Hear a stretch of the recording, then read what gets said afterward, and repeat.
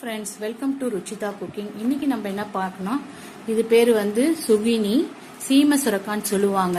இதுல நிறைய health benefits இருக்கு.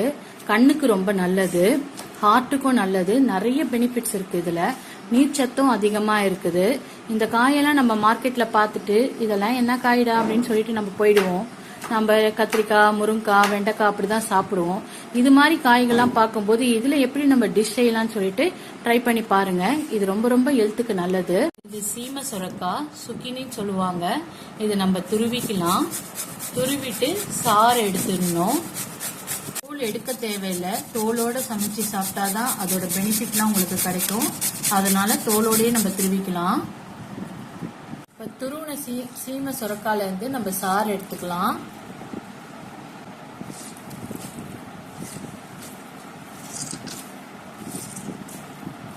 எல்லாத்துலயுமே நம்ம சாறு எடுத்து வச்சுக்கலாம். சாறு எடுத்த சீம சுரக்காய் சுகினியா போட்டியாச்சு. இது கூட 150 கிராம் கடலை மாவு போடுவோம்.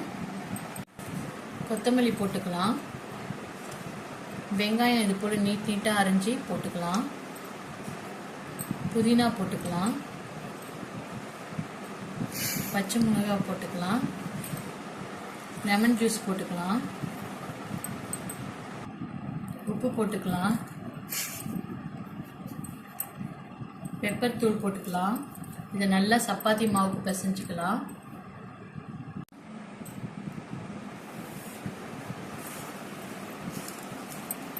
காட்டுறியா? தண்ணி தேவையா? கொஞ்சமா தண்ணி தெளிச்சு இப்படி இலக்கமா பிசையணும். அப்பதான் இப்படியே எடுத்து நம்ம தோசைக்கல்ல போடுறதுக்கு நல்லா இருக்கும்.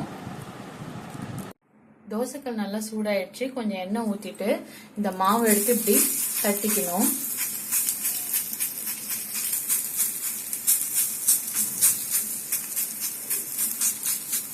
அவ்வளவுதான். இதுக்கு மேல கொஞ்சம் நெய் ஊத்தி நல்லா அடை மாதிரி பொரிச்சு எடுத்துக்கலாம்.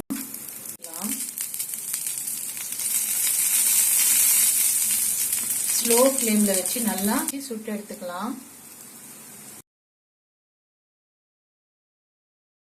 சுரக்காய் வச்சு நம்ம ஒரு அடை பண்ணோம் இல்லையா, அதுக்கு ஒரு டிப்பு பார்த்துடலாம். ஃபர்ஸ்ட் தயிர் எடுத்துக்கலாம். அதுல பூண்டு போட்டுக்கலாம். கொஞ்சோண்டு கொத்தமல்லி போட்டுக்கலாம். புதினா போட்டுக்கலாம். இது திருவி சாறு எடுத்துற வெள்ளரிக்காய் போட்டுக்கலாம். உப்பு போட்டுக்கலாம். லெமன் பிழிஞ்சுக்கலாம். அவ்வளவுதான். இது எல்லாத்தையும் கலக்கிட்டா நம்மளுக்கு ஒரு டிப்பு ரெடி ஆயிடும். நல்லா மிக்ஸ் பண்ணிக்கலாம். அவ்வளவுதான். அந்த அடைக்கு வந்து தேவையான ஒரு டிப் கிடைச்சிருச்சு நம்மளுக்கு. சீம சுரக்காய் அடை ரெடி ஆயிடுச்சு. இதுக்கு மேல நம்ம பண்ணி வச்சிருந்த அந்த டிப்பை வச்சு சாப்பிட்டு பார்க்கலாம்.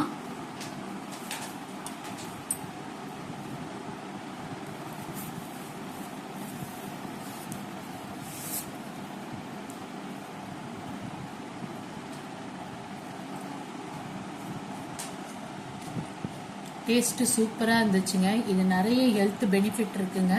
நீங்களும் வீட்டுல ட்ரை பண்ணிட்டு எப்படி இருந்தது சொல்லுங்க.